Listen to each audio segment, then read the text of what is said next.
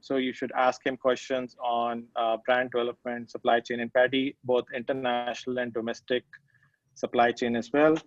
Then we have Shailesh Krishna from ITC, who's the head of rice and paddy business at ITC Limited.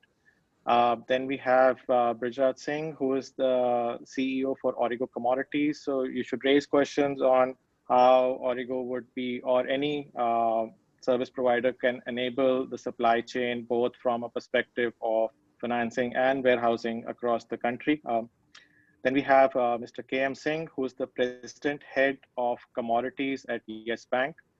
You should definitely raise points and questions, and his perspectives will come in as how banks view the supply chain, how banks have viewed different players in the paddy and the rice segment, and what challenges and opportunities he sees in the coming few months and the coming years as well. We have Mr. Vinod Kumar Kaul.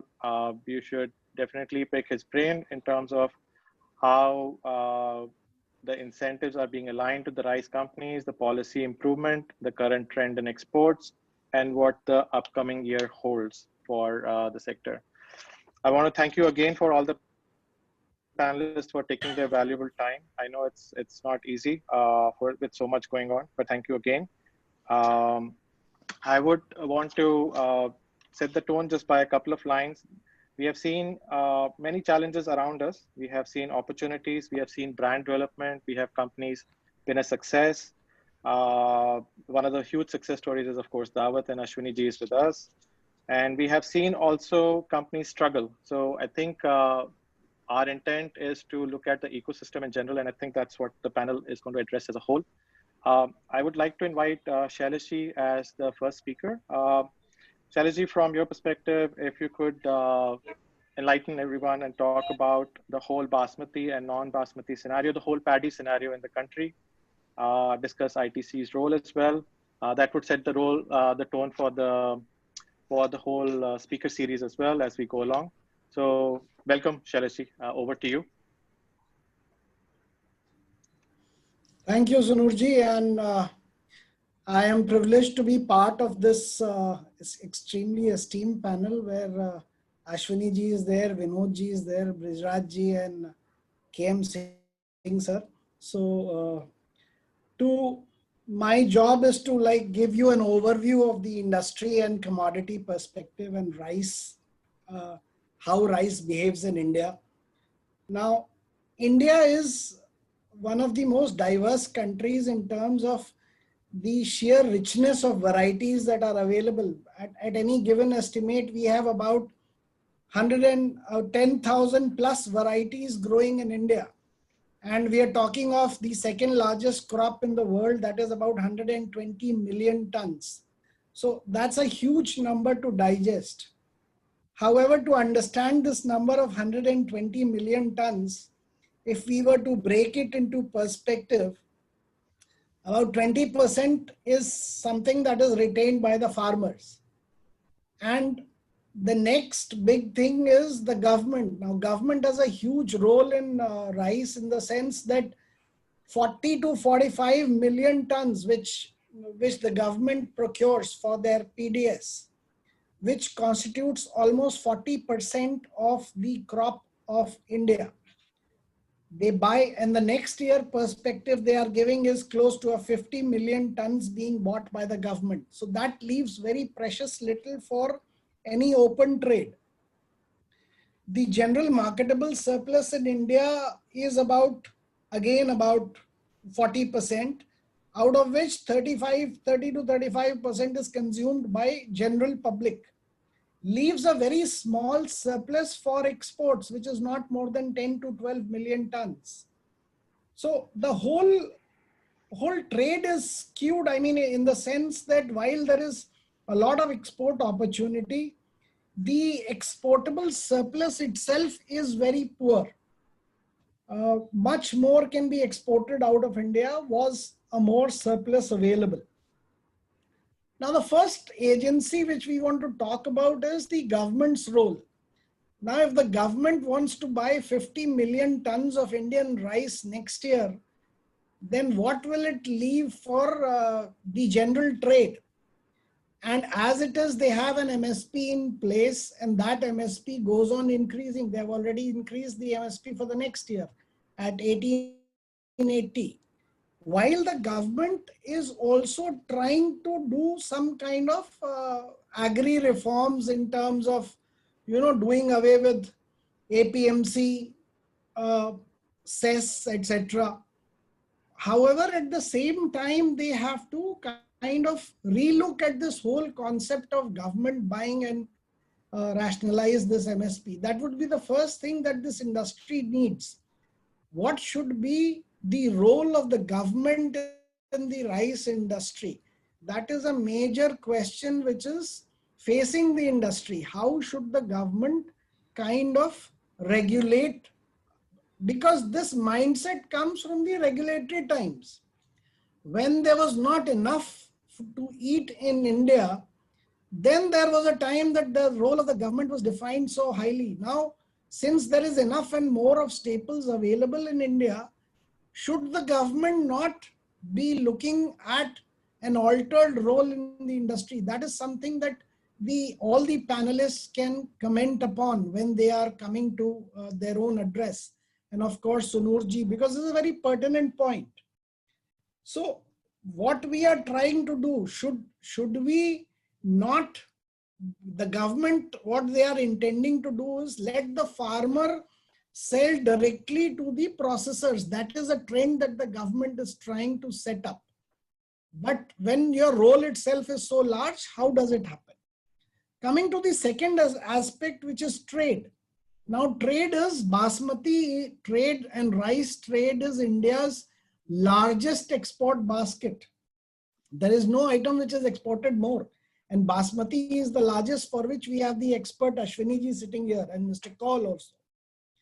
Now, basmati, the challenge, basmati, 4.5 million tons of basmati is exported, and about 7.5 million tons of non-basmati is exported out of India. The challenge for Indian trade is that the markets that we have, that we cater to, are inherently politically not so stable and volatile. Whether it is Middle East for basmati and whether it is Africa for non-basmati, there are huge issues in terms of counterparty risk, payment mechanism, banking tie-up, currency conversion. So there are a whole lot of issues which are dragging the industry down. So that is the second challenge that we have in front of us. How do we do away with the bottlenecks or the inherent risks that the trade has? How do we overcome them, or how do we mitigate the risks? That again is something that the experts here will speak about. The third thing that I would like to highlight as an opening comment is the other general issues that the rice industry is facing in India. Whether it is an issue of low productivity, our productivity of 2.5 metric tons per hectare, general average productivity is far below what the leading other agricultural economies have. Whether it is the issue of capital requirement for running a rice mill throughout the year, that is a huge challenge. Where is the money? And if people are taking money, are they really able to generate that kind of return to have a clean business? That again, Sunurji, you know, Bijrajji, everybody knows about capital requirement, how humongous it is, and what we can do to have a smooth system where people are provided with the required resources. Then logistics, the Indian logistics costs are very high. The discipline, risk management, of course, is missing in Indian industry in terms of either understanding the international business trade terms, payment mechanisms, or whether there is a hedging mechanism for any producer to hedge whatever he has bought during the year. So in case the market gives no carry or market goes into a reverse, you end up with a poor performance throughout the year. And the last of all issues that we have is a discipline in terms of whether we are selling to the right people, whether we have a filtering mechanism, whether we have a shortlisting mechanism to who we are selling at what payment terms. People are happy to sell at $5 and $10. I'm talking of basmati. Whether we should be selling out so cheap, whether we should not build a brand for India. That is the kind of challenge that again industry is facing today, that we need to overcome to get more money, more revenues for India. As far as ITC is concerned, ITC is looking at building itself as a supply chain partner for the large brands in India. For any person who's willing to kind of have a stable business model, ITC has a ground presence in terms of the Farmer Connect. We are present across 22 states in India. So how can we be a supply chain partner to people? And the second thing that we are looking at is how do we produce or how do we supply what the consumer needs, whether in terms of food safety, in terms of pesticides, in terms of heavy metals, in terms of being organic, meeting the needs of the market which are willing to pay the premium for good quality rice. What are we doing about that? That is something that ITC is looking at. So being supply chain partner for reputed players and looking at, higher revenues and giving value added rice to the world. That is the perspective of ITC today on the rice industry. Thank you. Thank you, Shailesh. I'm just looking at Q&A. So one question I had, Shailesh, I think recently the export trend has changed and there are some increases in terms of how rice exports have worked out of India. I just wanted to ask you, what do you think are the reasons for that? And you mentioned one point when you mentioned about the price versus the quality. And are we compromising on price for these exports, or how do we build a better brand and command a higher price in these exports as well going forward? So any thoughts on those? See, the dynamics of rice exports have changed. One is for basmati because Ashwini ji is here. We are over dependent on Iran. 30, 33, 35, 1/3 of our exports goes to Iran. And Iran, you know in what shape they are. They have payment issues. So that is one factor changing the comprehension of our exports. The second thing is the non-basmati rice. Non-basmati rice, fortunately this year for India, we have a bumper crop and none of the competing origins of Thailand and Vietnam have any rice to export at all.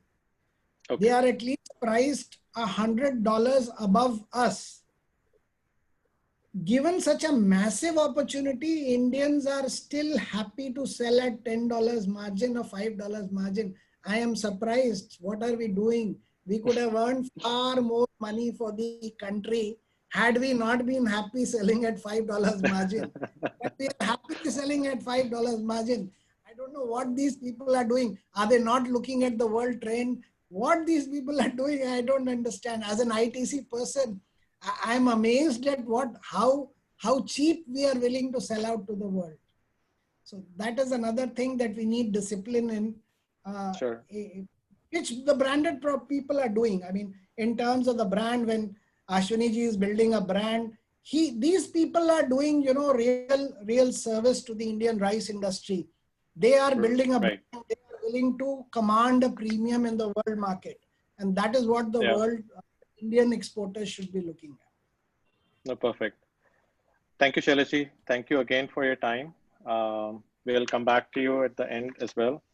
Now, moving on to Ashwini ji, I think you've been at the forefront of building a brand for India. So it's never a surprise then when I talk to our peers outside the country as well. So they recognize the Daawat brand as one of the forefront brands for India as well. It's been in every country. So of course it's in Europe, US and other countries as well.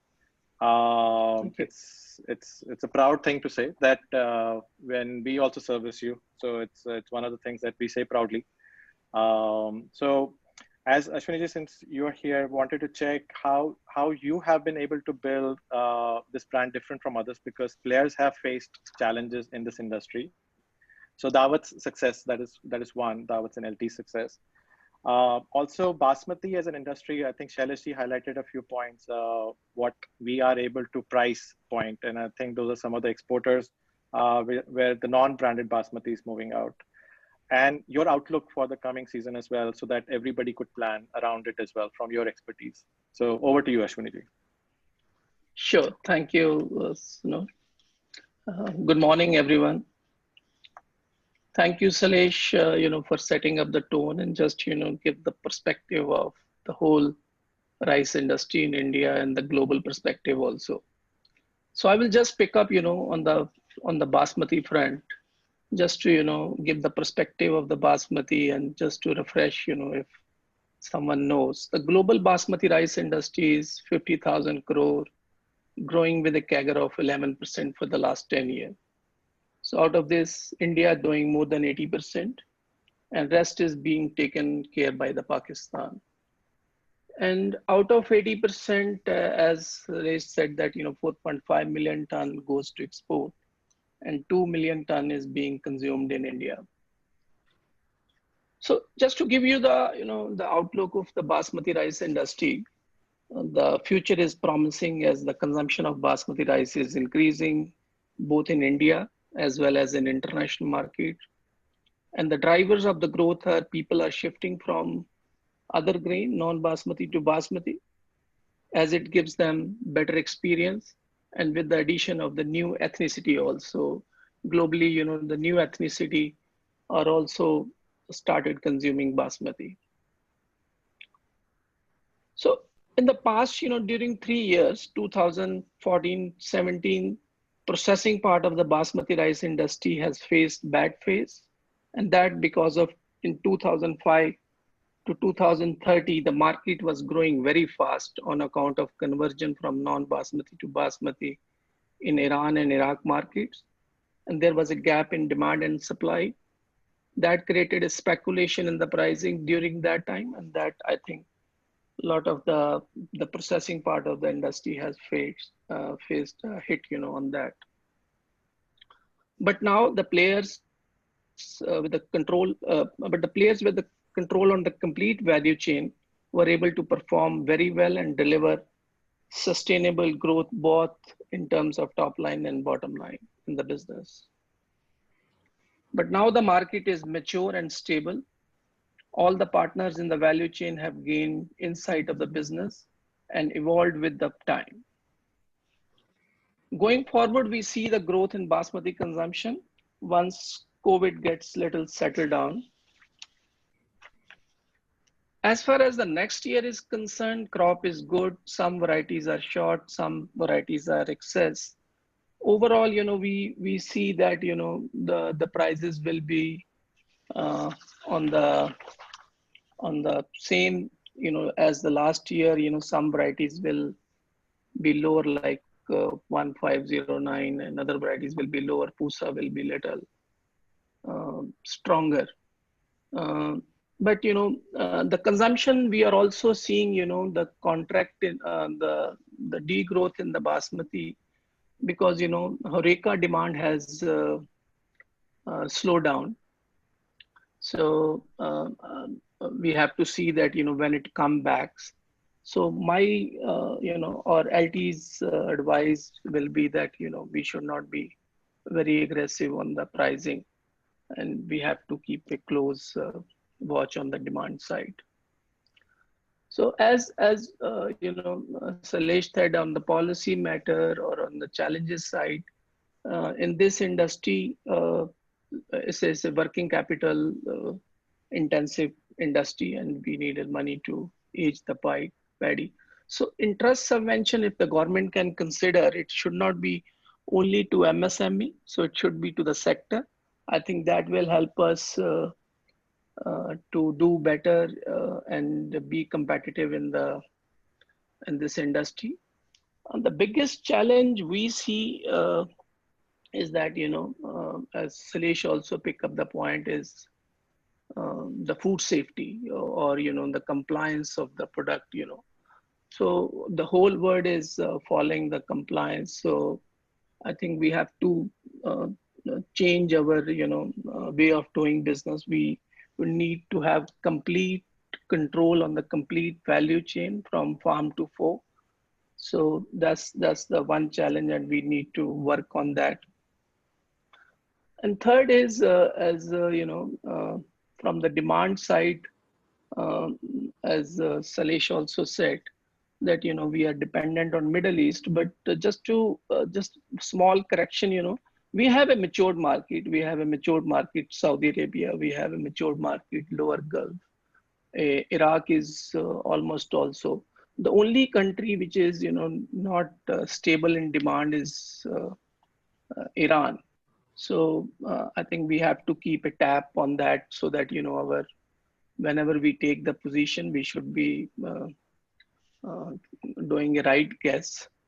So I think, but the industry has now been very mature, and the success is if we can have the complete value chain and create our own brand. That's the ultimate in any business. Thank you, Snor. Thank you, Ashwini ji. And in terms of Ashwini, just one question. I think there's one question from the audience as well. So between Shailaji and Ashwini ji, if you can answer. The question from the audience was that there is a slight movement to move the acreage away from some of the grains, particularly paddy, to oil seeds and pulses. So just wanted to get inputs from you as to what you feel on ground as the next marketing season starts. How does that impact paddy as well? As have you seen the movement at the sowing level move to oil seeds and pulses?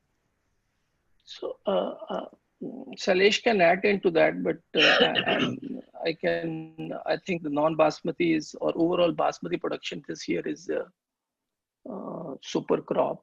So we are expecting this crop year better crop. But as far as basmati is concerned, we are seeing only the shifting from basmati to non-basmati and not to oil side, because Okay. last year the prices was very low. But in the long run, if it all depends on demand and supply. If the farmer will get a better price than any crop, he will They will not move shift to towards that. that. Yeah. Shailaji, anything to add? Yeah, like Ashwini ji has pointed out correctly, there are two factors to it. One is what the farmer wants. Farmer wants more money for whatever he is growing. And second is what the government wants. The government wants import substitution. The government wants, lower water usage. So paddy takes up a lot of water. So, and there is a lot of oil imports. So oil seeds are always a government preference. So the government is always trying to push higher cultivation for oil seeds and, reduce paddy. So that trend is obviously factor to a market and a, farmer level parity system. If the farmer is getting enough from oil seeds, he will shift. As of now, no significant shift is seen. However, over the long term, we can expect shift to oil seeds and pulses, which are higher value and much imported into India. Okay. Ashwini ji, just one more question. And as LT plans the sale of rice across multiple countries, I'm sure you see a different price point for when you sell it as a brand versus bulk.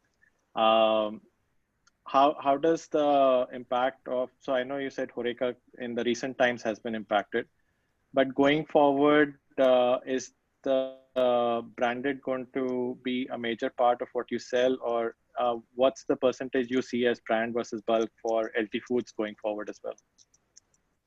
So as you said, we are present globally and we have a presence in 60 countries. So the branding part is if you see globally, only 18 or 20 brands, majority, it's 80% of the basmati is selling through 20 brands across the globe. The brands, of course, give you a better margin, but more on that, give the stability on the business. So 30 years back, we chosen that, if you wanted to build a sustainable business kind of model, then, brand is the way we should go. And God was kind, and we got the opportunity of building the brand and do some acquisition also. Yep. So yeah, so it's a long journey. In this brand building journey, there are uh, pains also in the way, because Of course. you need a lot of money to build the brand, just to keep your quality sustainable. Invest a lot of money in the inventory. So yeah, Of course. And just on a lighter side, Ashwini ji, you wanted to ask why two brands in the market, Dawat and Devaya, competing with each other? okay. So normally, there are three price point globally, which we see. One is, we call it globally that, $3 price point. One is $2 price point, and one is $1 price to consumer. I'm talking. Right. So we thought, in the mid price, we should have a different brand. So at a different price point, different brand. So Divaya is a mid-price brand. Okay. Ashwini ji, thank you very much again for your time today. And thank you for your inputs and your talking points as well. I'll move to Mr. Brajat Singh now. When we have talked about, I think, the broader policy and the broader market from Shailesh ji, and then specific to Basmati from Ashwini ji as well, and the brand perspective of Basmati, wanted to move in terms of here Mr. Brajaj's perspective as to how supply chain and the enabling forces at the back end are able to facilitate the trade to make it more efficient from both storage, financing, and procurement perspective. So over to you, Mr. Brajaj. Yeah, good morning to all. Thanks to setting the tone to Mr. Arora and Mr. Sales for giving the opening remarks, and then letting us know about the opportunities and challenges overall in rice and paddy industry. And now Mr. Arora explained about the basmati industry. So my job is basically to talk about the supply chain, and before giving to the perspective of new supply chain solutions, would like to highlight some of the supply chain, how this has evolved over a period of time. So probably we are looking into this industry since last 15-20 years, and we have seen that the entire supply chain was having a different shape what we are having, particularly for rice. And I'd like to mention how this was happening. So would like to highlight four key components of the supply chain, which starts from procurement, then for warehousing, then financing, and then the key and important role is the market linkage. 10-12 years back, we see the procurement happening in the mandis when people, traders were going to the mandis.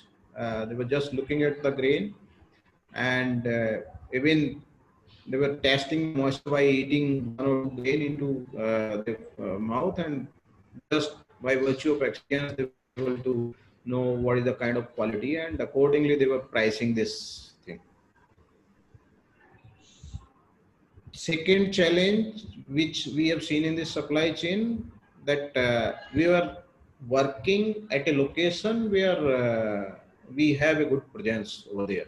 So location, like if some rice miller is working, say, in Haryana, so probably he was comfortable working in that territory only. procurement, warehousing, and near to his control points basically.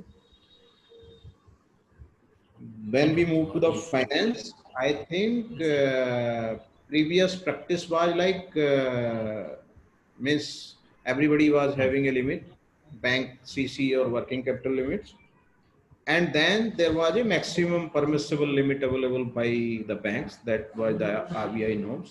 Maybe Mr. KM Singh will highlight those points better. Warehousing was generally being taken care by the company itself. Whoever is doing this procurement trading, probably he was taking care of it themselves. There were no organized player like Origo or anybody else who were able to provide customized and integrated solutions to them. Recent trend has been there is a lot of market linkages available, means technologies has started playing role, but initially probably transparency and that automation was missing earlier. So this is the kind of supply chain we have seen 10-15 years back, and now we have experienced that shift. I'd like to share one story. Like in 2006 or 7, I was sitting with one small rice miller in Punjab. He was having some basic 20 crore limits with PNB and State Bank of India. We went because we started company at that point in time, and we went there to give them a warehousing solution. We can manage your commodity in better way. So he told me that why we are managing it ourselves. So what is extra you are giving to us? Fortunately, at that point in time, over and above this working capital finance and CC limits, whatever traditionally bank used to finance, we could convince banks also to offer collateral management services. So over and above working capital finance, this collateral management limit was slightly different. It was giving slightly better as of a miller or of any party who wanted to trade or process the commodity if he has capability.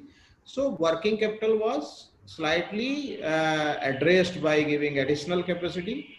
Uh, Major view was on the commodity, not on the client per se, unlike the traditional product. So, and the basic underlying assumption for the bank were that as a collateral agency, we have to give them quality and quantity assurance. So thanks to the commodity exchanges, different regulation by Government of India, that CM agency, warehouse service providers like Origo are in place, and we are able to give that kind of assurance to the banks. And then banks started giving additional finance facility in terms of this collateral management things to meet the requirement.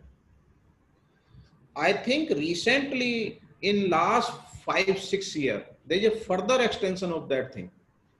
So I just would like to complete that. When we met him, he told me that what is the extra you are offering.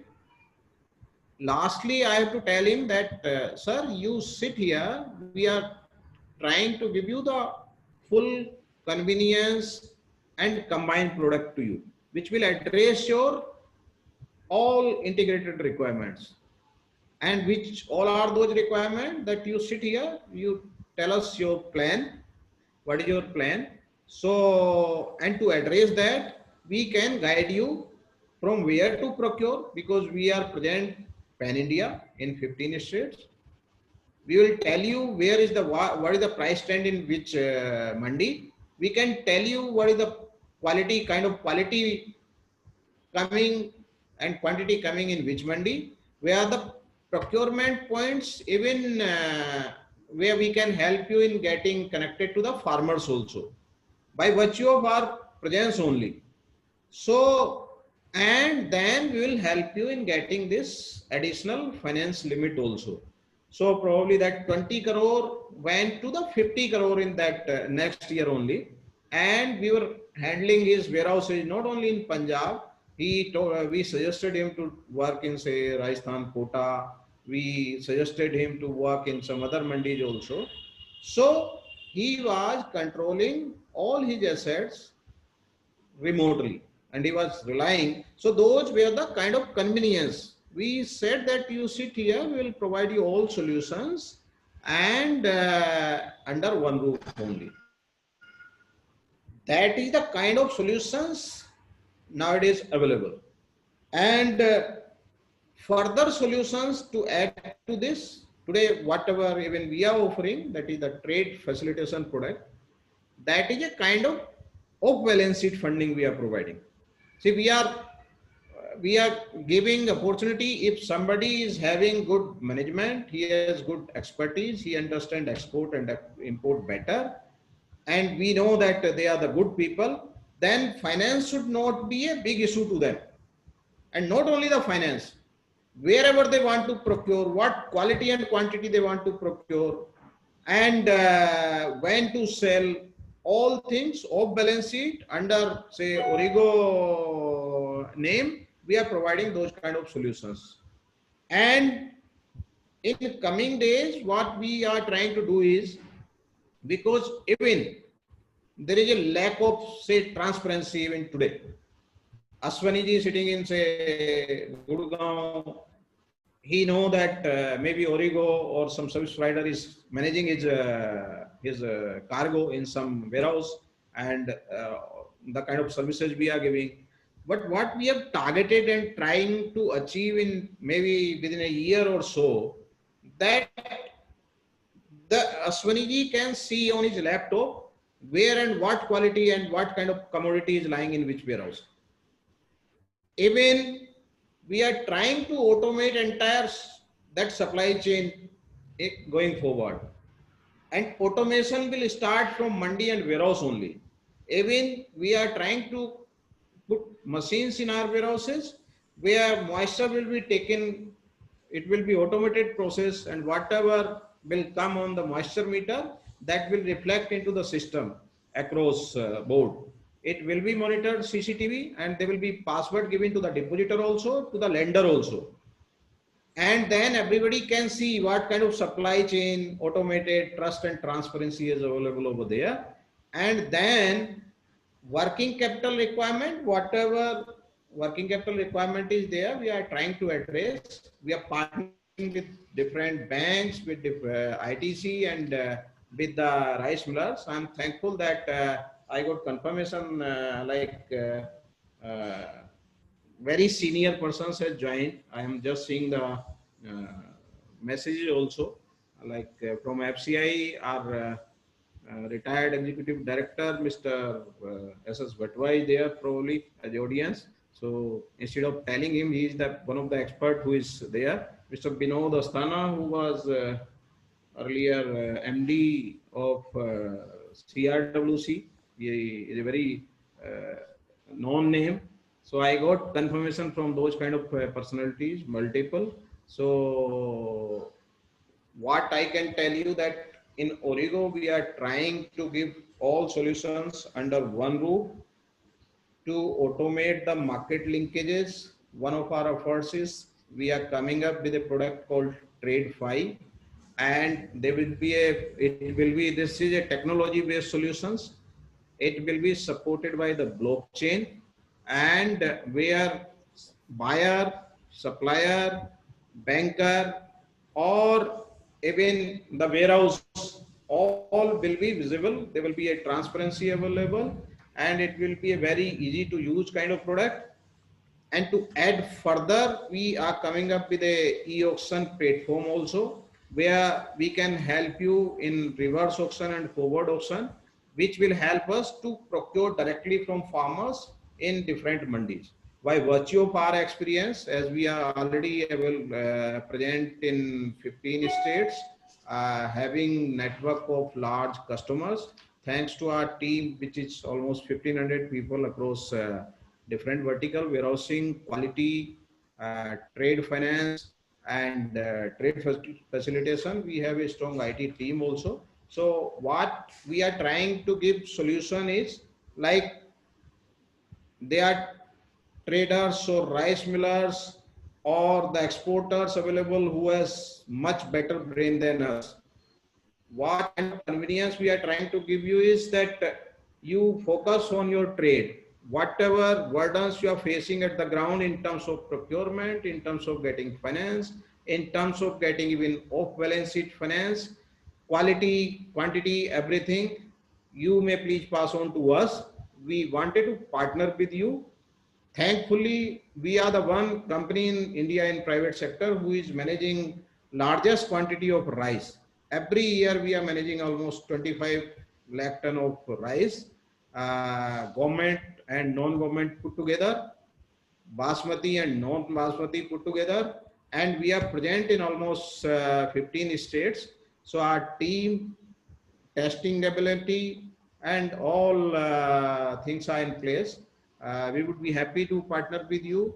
We just wanted to transform the earlier traditional supply chain into the new supply chain, which can give trust and transparency to everybody. So that's all from my side. Thank you. Thank you very much, Priyaji.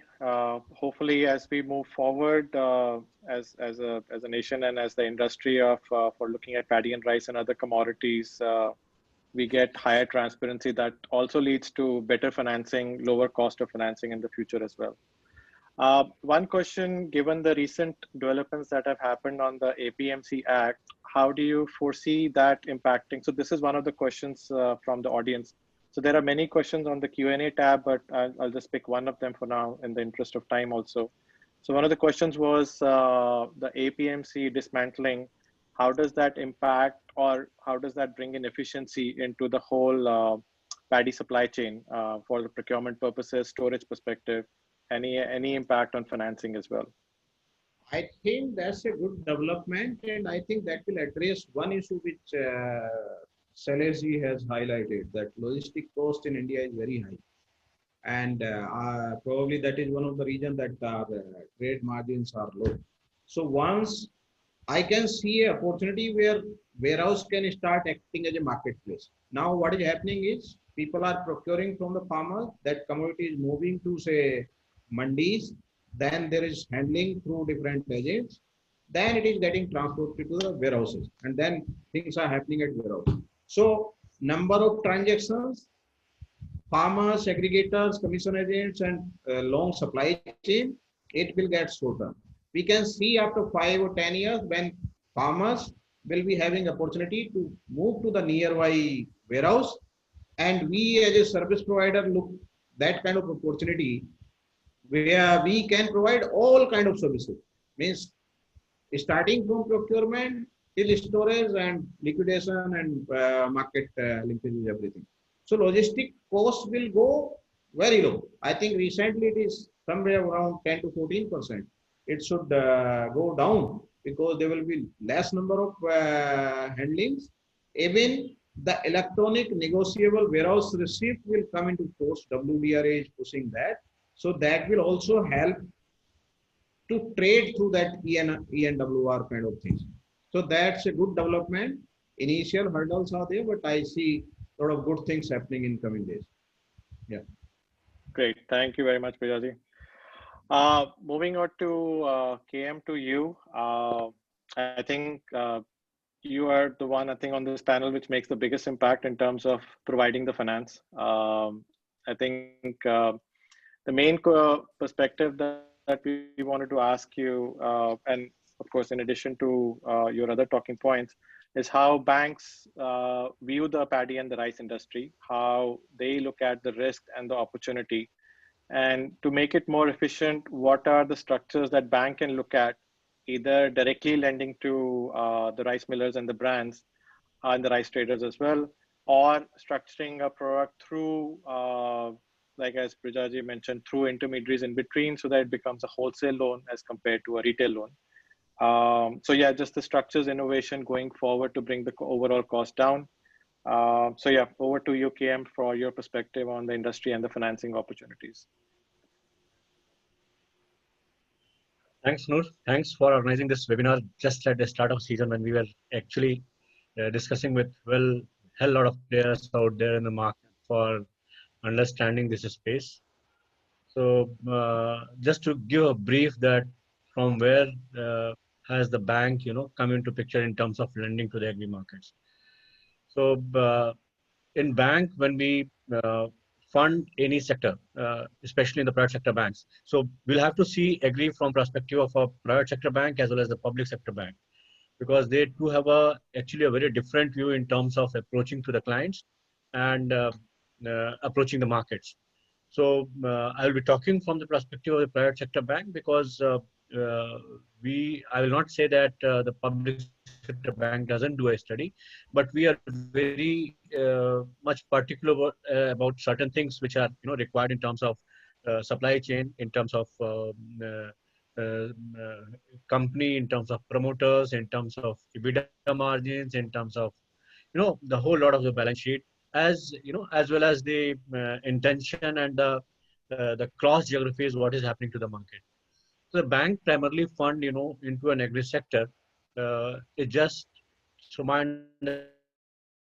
understanding is that is one of the most important reason is the priority sector lending, because the banks want that their achievement of the priority sector lending, and which is humongous. So I'll say that if a bank is having a balance sheet for 2 lakh crores, around 18% has to go directly in form of agri lending. So banks are not left with a choice in terms of choosing one sector and funding it and not funding the other. So if you see the priority sector lending specifications made by the RBI and the government, is primarily to ensure that the sectors where the lenders are not going to be aggressive, they need to lend that sector in terms to achieve a equality at all levels in terms of the growth. India being fully dependent upon agri, if given a choice to the bank, although I'm in a bank, I'll say that I will have different look if my different look on the balance sheet area and the promoter, uh, or to a space if I'm given a choice. I may not choose to fund a lot of stuff which currently I'm funding. So technically, my credit risk cost for funding into an agri space, it increases.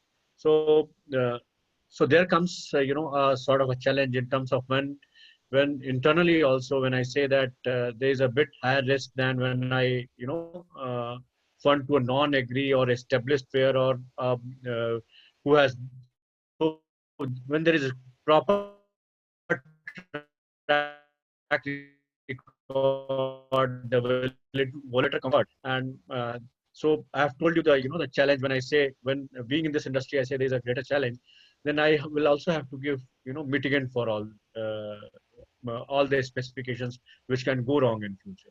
So we try to mitigate each and every risk. So this is where the banks think of funding into an agri space. Uh, so yes, bank has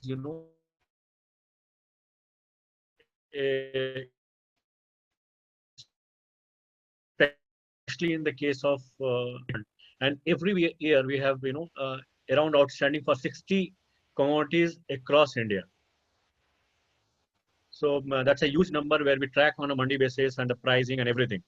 And out of the total funding which goes into an agri, paddy and rice especially makes a lot to the bank, because they are the uh, major commodity where the supply chain is currently much better established than the previous year. You can track it, and it forms a major outstanding portion for the agri book. Uh, the challenges, so even for when we go for any segment, whether it is paddy and rice, we also try to understand the supply chain of it. So normally agri supply chain exists from farmer, and then primary millers, then there are secondary millers, then there is a wholesaler, then there is an exporter. So yes, bank has all the bouquet of products from pre-harvest to a post-harvest, in this space, especially in rice side. Challenges feel, and other is that when you see paddy and rice, then what are the challenges we actually are facing? So the key industry challenges, I think Ashwani ji, and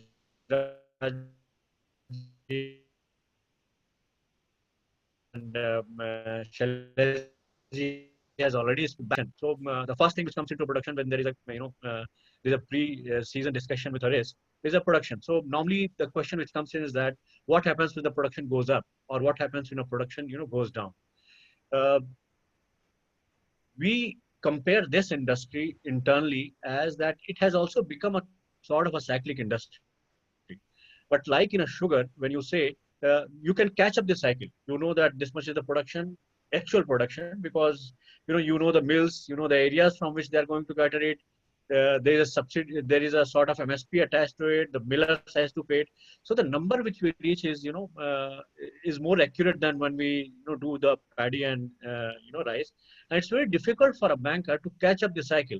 So if I ask that what is the opening price for a 1121 or 1509, uh, so different millers will have a different opinion. So it can range from say 2200 to 2800 in different years.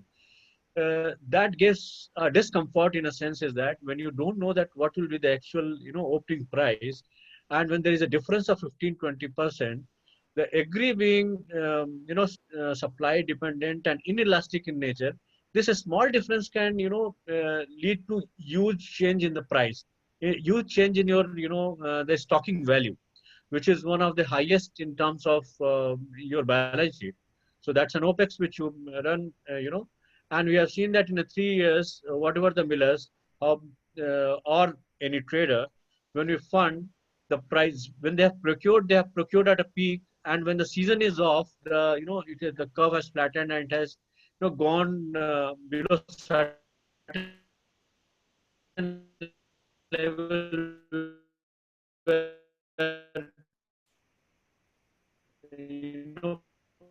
people have never thought of. So that gives a very customer when we do the credit analysis for any of the customers. Then second factor which normally doesn't play in every year, but this year one other factor which is going to be added is a government procurement, which is going to increase. So we see it in the pulses when we compare with rise with the pulses. Normally, government doesn't come up with any strong long-term policy in terms of when they are going to load off their material which is stocked in the FCIs or buffer stock. So that also creates a lot of fear among the bankers in terms of what happens to the inventory which is getting carried off.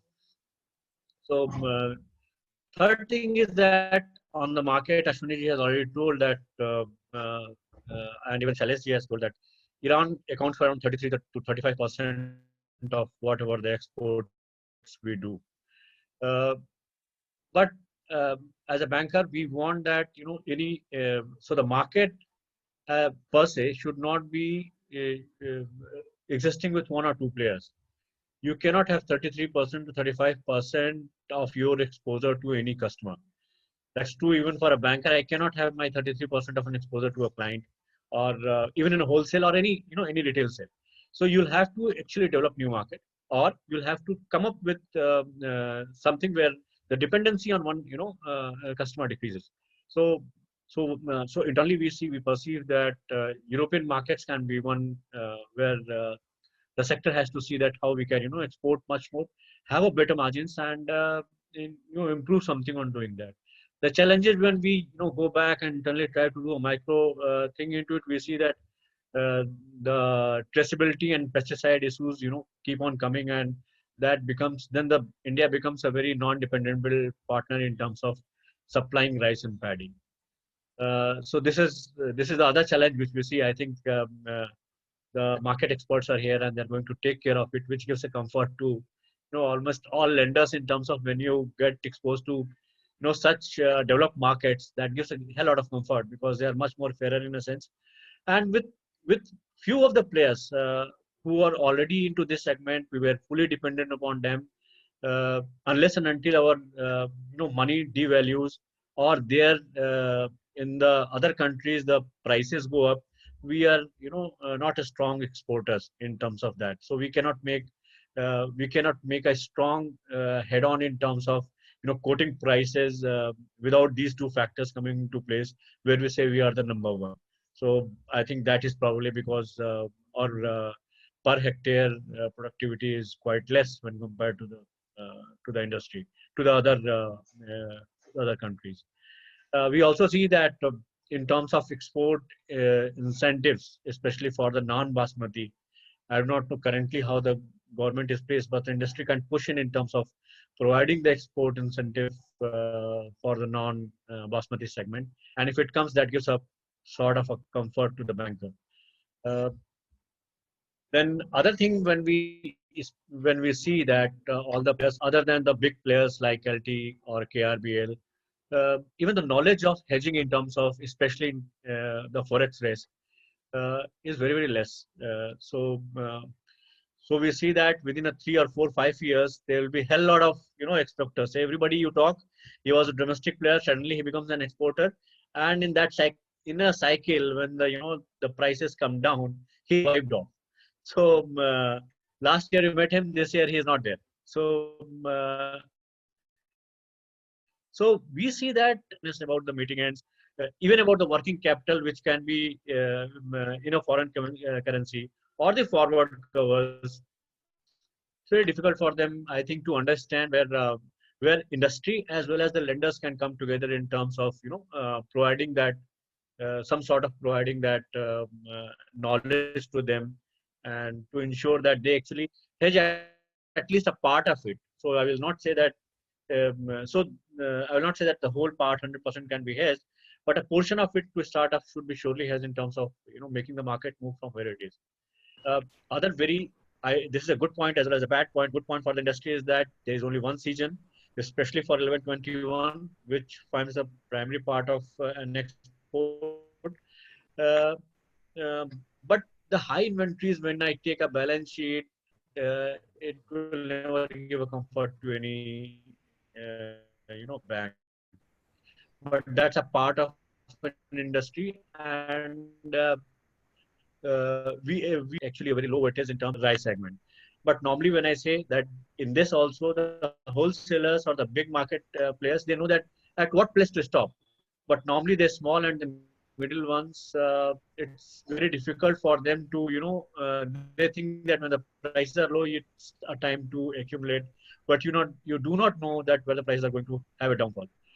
Other important thing, as I think Ashwani ji and Shailesh ji has made is, and even Brizraj made, is you are selling it for $5 to $10 of margin. I do not know why do you sell it with such a tight margins, and if you see the EBITDA, it doesn't give comfort. So that's why I told the first statement saying that given a choice whether I will fund it or not, if the agree push is not there, is a thought which has to be given. But these are the key industry challenges which I think are there, and we work on all of this. Uh, Earlier, so we have got two products. One product is that when any customer walks into an YBL, I should be able to offer him a over the counter product in terms of we call it as an OTC product, where we say till 4 crores of funding, we don't require anything from you. We just require your 2 years of balance sheet and where the stock is going to happen, and it's a 1 hour product, so I can actually fund you in an hour time, which is with a limit of 4 crores across your parent company and the subsidiaries. And then if it is more, normally being a high inventory or rice and paddy customers, we do a full proper credit analysis, and then only we provide the credit to the customers. And this has helped us bank basically in terms of till now. In my portfolio in last 8-9 years, there has been nil NPA. So we have not lost a single penny, whether in a paddy and rice or in any of the customers to whom we have funded in an agri. This is a key industry nuances. When they come to properly to any commodity, I see the most important thing, especially with the paddy and rice, is that it's very difficult to determine the quality for various varieties which exist across India.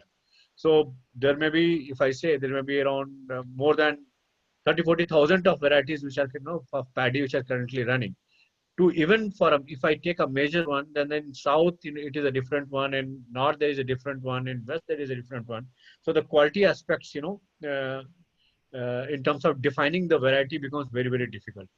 Then other thing is other challenges which we face is that when government comes up with MSP procurement, there are few varieties which the clients stock, and the variety which the government is procuring and he is actually is having in his stock are same. That gives a sort of a sense that whether this stock is purely uh, free in all terms, in all encumbrances, it is free or not. So that's where we need to have some form of checks and balances. Uh, then the most important challenge, which as a banker, which we perceive, is that how to manage the price risk if the hedging is not there. So we have a margin mechanism, but whenever there has been a fall in terms of a margin, we see that margin calls are not paid on time. Whether as I will not say that the client doesn't want to pay. They are into such a position that it becomes very, very difficult for them in terms of making any form of payments when the prices fall. And when the prices fall, we know that in last 2 to 3 years back, the prices were around 1,700 rupees, 600 rupees for 1121, and nobody was even lifters were not there for 1121 rise. At that point of time, our margins were around 30-40%, so we were at loss. So these are the few things which I feel that we take care while funding. On products, I think we have got, for every target, we have got a product. We have got pharma product, KCC, short-term to long-term warehousing. We have got crop loans. We have got CC, WCDL, term loan. So all the products are there. There is no issue on that part in terms of what products the bank has, what products we do not have. We have got all products. We have one newly product which we have worked with you in terms of warehousing, where you have got multiple warehouses across India, and you want to know not have you given your discounts or not for the warehousing space. And that's a e-collect model which we run, which is which in a sense is applicable to all players which are in the agri industry which manage. So you buy, you sell, you buy and sell of anything. So like Origo buys and sells their space. In that space also we have been able to implement that e-collect model, and I have been getting from your IT team a good feedback that it's working fine, and I think that product can be taken by the other players in the market, where they can have a real-time sense of what's happening to their each and every lot which they have procured and where they are. So this is a small what I think about paddy and rice currently. If any question is there, I can. Sure. Thank you, KM. I agree on the technology side. I think we have worked together, and I think that those things will make it easier. Before I ask the question, any question from the panelist that they would want to raise? So I just wanted to, assure Singh Sab that, the bad phase of the industry has gone, as I said, So now, the industry is more mature. I agree to it. Yeah, so that phase, as I said, in 2005 to 2013, the market was growing like anything. Iran aa gaya, Iraq aa gaya, and there was a demand and prices ekdam upar gaye. And फिर farmer ने production बढ़ा दी, or demand was not there, and that happened, and people जिनके पास complete value chain नहीं थी, so they वो तकलीफ में आ गए. So they were suddenly, but now I think for the last 3-4 years, the industry is quite mature now. They know how to do the business and all these things. So they have understood all the levers, the dynamics of the industry. So I think the most of Mr. Singh was worried on, on the security of all these things. So just an assurance from the industry. Thanks, sir. Thanks. So bankers are always a creature where they always think No, that they the should money be. of depositors which we have taken should never go for a toss. That is where our acumen comes in. No, no, Yes, no, no. there are very good players like you across in the market, and only few players which they make they create a type of sense where we don't feel comfortable in terms of No, going no, to no, that's a challenge in any no, market. So I was putting just no. forward the challenges No, no, no. which are there. I think no, that was valid. I was just, yeah. So came one question on the product side, and I think some of the developed markets have the products about trade finance. I just wanted to check in. So structured trade finance has its ups and downs in the developed market as well. Recently, it has its own challenges as well. Both we have seen in the Singapore and some of the European markets as well. But does India have any scope of building this product given the I understand the trust levels and the checks and balances in place and the legal framework. But from a bank's perspective, is trade finance a product that bank would ever look at in any shape or form in the future as well? So we are we are already doing a trade finance in terms of for various other products which go outside India. Banks are fully comfortable in terms of giving any trade finance product to the customers who are into exports or imports. There is no doubt about that. But yes, we do the credit analysis and in a way that what is the strength of the balance sheet, what are the margins, and in case of anything which goes wrong with on a geopolitical basis, whether the customer will be able to cope up with that or not. So this is one part of it where you do an import. In India also, suppose somebody wants some sort of a trade finance product where you have back-to-back agreements and you have already hedged and you're only providing a sort of a service, a sort of balance sheet funding, which the Brizraj was talking. I Right. think we work on that, and what openness we want is that when you're working on back to back and uh, a sort of a hedging tool for you, we would like the parent, for whom you are doing, to understand the full supply chain in terms and basically to understand that what is the group exposure to the parent if I'm having that, and what is the limit to which I can have the group exposure for the parent whom you are providing this solution. I think we are working with you as well as the other players in the market where they do back to back sort of transactions for their Yep. companies. They are fully hazed, and we also take position and we tell that till what level we can go with this customer. So we are with you, Sunur, and as well as with the industry on this part. We don't have Okay. any challenges in terms of not providing these services. Fair enough. Thank you, KM. Thanks. I think I don't see a last speaker in the panel is Mr. Vinod. Sorry, excuse me. Sorry, Vinodji, over to you. I think given your expertise and background, wanted to, I guess, bring your perspective to the panel and to the speaker and the audience as well as to what you see broader challenges in terms of policies as well as the framework. And what do you see incentives for exports increasing, policy improvement? I think your understanding on the current trend in exports, and for the upcoming year, what you think would the rice companies need to take it forward? So over to you, Vinodji.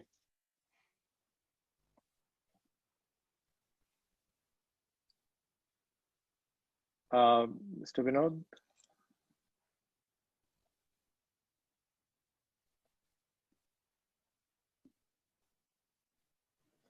Vinodji, can you hear us? I think he got disconnected. I think it's video. I see his Yes, name. I think it's. I think yes, yes. We can hear you now. Yeah. yeah. I'm sorry, there are some connectivity problems, so I'm getting No disconnected. worries. Yeah, of course. So thank you, Mr. Sunur and Mr. Brijraji and all our distinguished panelists and participants. First of all, I'll speak about export of rice. Rice, if you look at agricultural export basket of India, rice is a very prominent commodity. Okay. And I will just share some information because APIDA is one of the prime export promotion bodies for agricultural products. And when I see export data for, they look after 750 plus tariff lines, and rice is one of them. Uh, in 2019-20, the overall export turnover of APIDA products was 16,128 crores, $1 million. Okay. And rice accounted for 40% of that. And Basmati rice had 27% share. Non-Basmati had 13% share. And rice exports, when I talk about both, Basmati rice export last year was $4 billion, $4.3 billion worth, and non-Basmati was 2 point something. So it is a major commodity, $7 billion. Uh, as far as Basmati is concerned, we all know that it is grown only in a limited area in the northwestern part of the country and is a geographical indication. And currently, this year, the forecast, as Ashwini ji also mentioned earlier, the forecast for crop is very good. And we may expect around maybe 8 million tons kind of production this year. And as our record shows, for last 3-4 consecutive years, we have been exporting 4 to 4.5 million tons of basmati rice year on year. It's been a good performance. And but let me give credit to all our exporters, and Ashwini ji is one of the prominent ones amongst them, and all other exporters, because you have to see it in the perspective of, as was discussed a short while ago, that Iran had a major share in India's basmati rice export segment. In 1819, it has 34% share. As Shailesh also mentioned, one third share in our export. But because of issues about payment, the market has started a slump. There's a drastic drop currently coming into that market. But kudos to our exporters that, despite that, our performance last year has not slumped, because our exporters have worked extremely hard to garner the share from other markets. As Ashwini ji said, Iraq, there's Saudi Arabia, they are mature markets and they have fared well. But there are other markets, some markets where perhaps more attention would come in the next few years. Russia, Georgia, Azerbaijan, then some African countries, where we are seeing that in the current year there is a very good growth, and even in some European countries. It's a difficult segment for our market. Europe, we are struggling with their stringent norms, but despite that, for a country like Belgium, last year there was a massive drop. But this year, in the first 4 months, we are seeing a positive trend. So there are good signs, and I compliment Mr. Ashwini, and I support his view that this year also we will sustain our good performance in basmati rice exports. Despite all odds, all difficulties, we are hopeful that this year the performance may be even better than last year. But let me also mention that all this performance, that's one aspect of it, and credit goes to all our exporters who invest money in developing state-of-the-art infrastructure, doing compliance requirements for various countries. But this does not come without difficulties. What are the difficulties? I'm currently talking about only basmati, then I'll go a little bit on non-basmati also. As far as basmati is concerned, we are facing a difficult problem of stringent norms of pesticide residues in various countries. Europe in the first place, and then other countries have started emulating European norms. What's happening because of this, that exporters are having to, there is a compliance cost that is added into their overall product costing. So the whatever they are getting, that also gets eroded to that extent. All efforts are being done by exporters themselves, and they are doing their bit in ensuring that at the farm level they do a lot of activities to ensure that residues remain in control. But it is a massive job. It's a massive job. That is one facet of the difficulties. And then I'll shift a little to non-basmati, then I'll come to incentives and other challenges that the sector as a whole is facing. Non-basmati rice, again, we did very well in 2017-18, 8 million tons were exported. Next year, it dropped to 7.5, and last year it dropped to 5 million tons. The reason is to some extent linked directly with the non-application of incentives. Let me tell you that MEIS is an incentive which was extended to rice sector only for a brief spell of 4 months between November 18 and March 19. If you look at the export of that year, as I said, 8 million tons were exported because it gave a boost in terms of costing because of that incentive. After its withdrawal, the symptoms of slump showed in the next 2 years, from 8 million to 7.5 and then 5 million tons.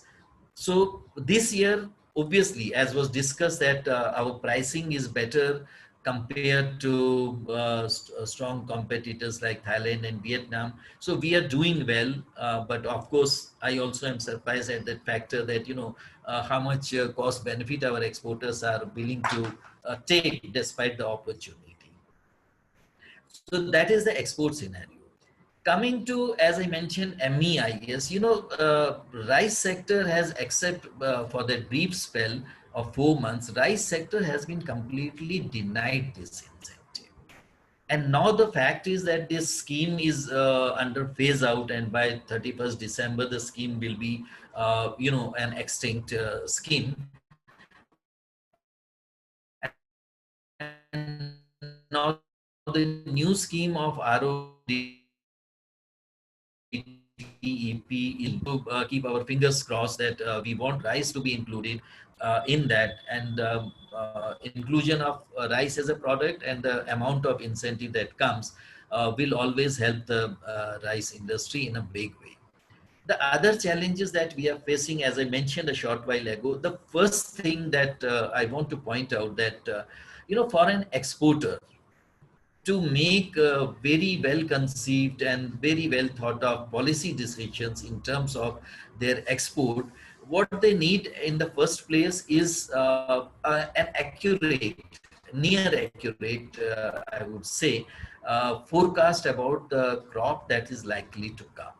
Today, there are surveys are being done in scattered way here and there, but the authenticity of the final data still leaves a question mark. So that impinges upon the policy decisions of the exporters.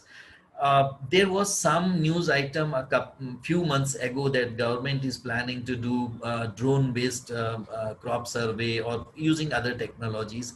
But I would suggest that the government should do a structured, timely, because government has all the wherewithal for such exercises through remote sensing and other means. So if a very structured and accurate survey of crop is done by at the institutional level, it will help our exporters. That's the first thing I want to point out, because that's a challenge.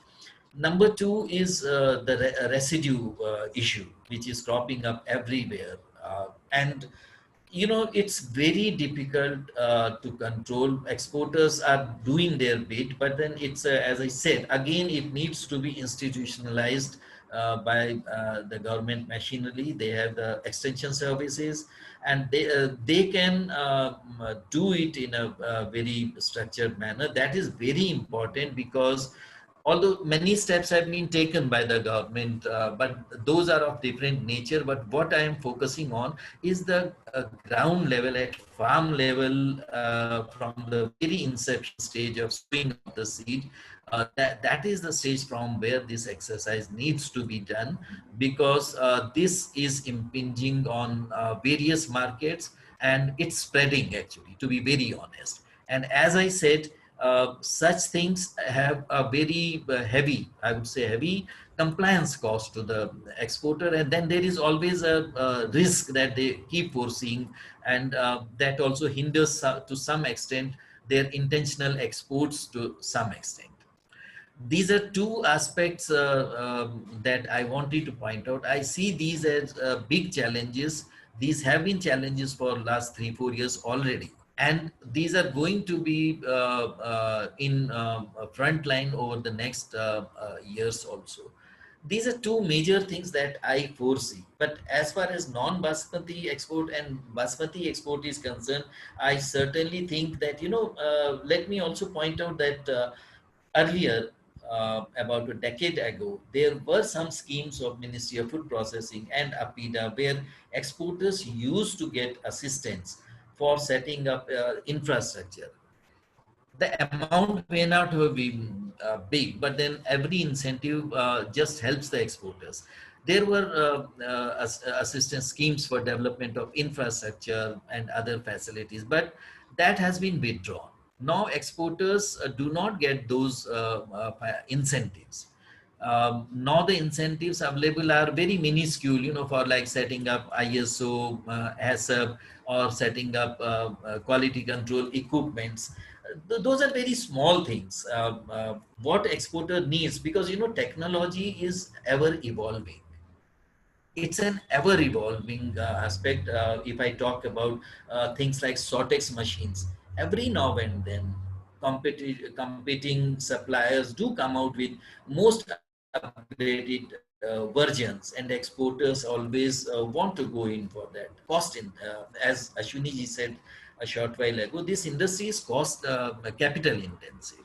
And there are, expectations about government thinking of this giving these incentives to the industry, which is contributing massively in the foreign exchange earnings to the government's exchequer. These are some points, because lack of incentives is something which has been inhibiting the industry, and to not to say the least, in the recent past we have seen several exporters becoming NPAs because of various factors which are related to incentives, non-applicable of incentives and their impact, kind of thing. These are certain points that I had. Thank you very much. Vinodji, thank you very, very much. Thank you for your time again this morning. One question I wanted to ask Vinodji, and this is to Ashwiniji's earlier point he made. I just wanted to get your views on the interest subvention as an offering to boost Yes. the whole exports, as well as, I know you are as ED for Rice Exporter Association, but your earlier experiences as well.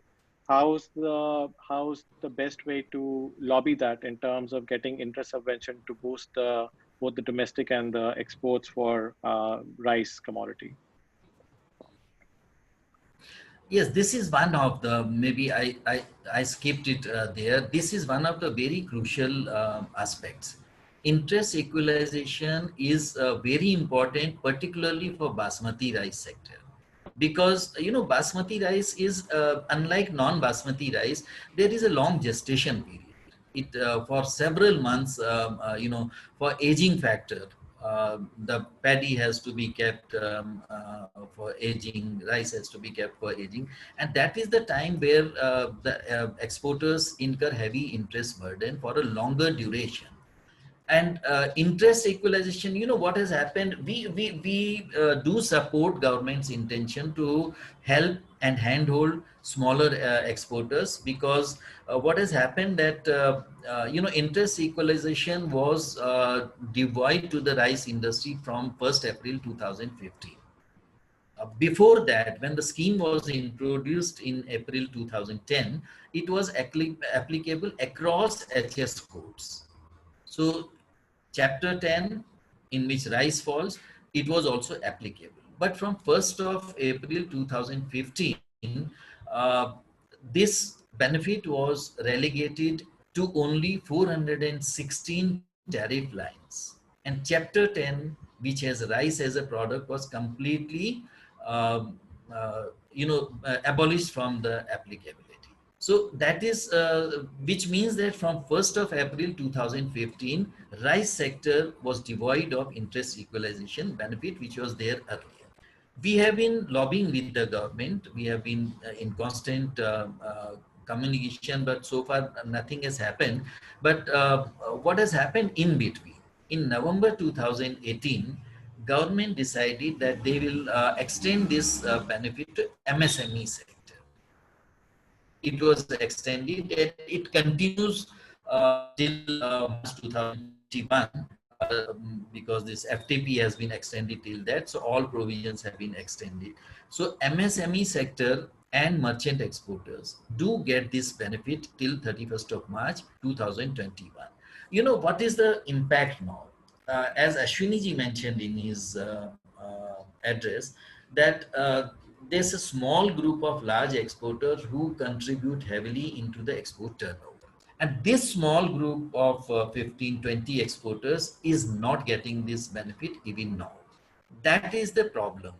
Because this sector, Basmati sector, is one sector which definitely needs interest equalization benefit.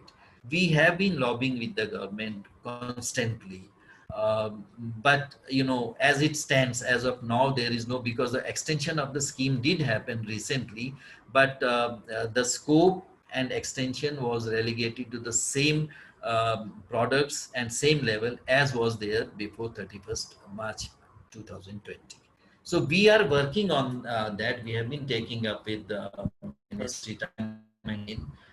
We have taken up with Ministry of Finance, Ministry of Commerce, APITA, and also with RBI. And we'll continue to do that, but that is where it stands as on today. Okay, thank you very much, Vinodji. Wanted to check with the panelists, any questions for Vinodji, if there are any? Okay. Well, I think that brings us to the end of the webinar. I wanted to again thank all the panelists. I know it's on a Friday morning and the season starting. I think it's not easy to do it. So taking out the time, I again wanted to thank Ashwini ji, Shailesh ji, Prija ji, Vinod ji, and KM as well. Thank you for being here. Thank you for addressing the audience as well and for the Q&A session. But thank you again for this morning. Thank you, everyone. Thank you, Sunil. Thank you. Thank you very much. Thank you all the panelists. Thank you very much. Thank you.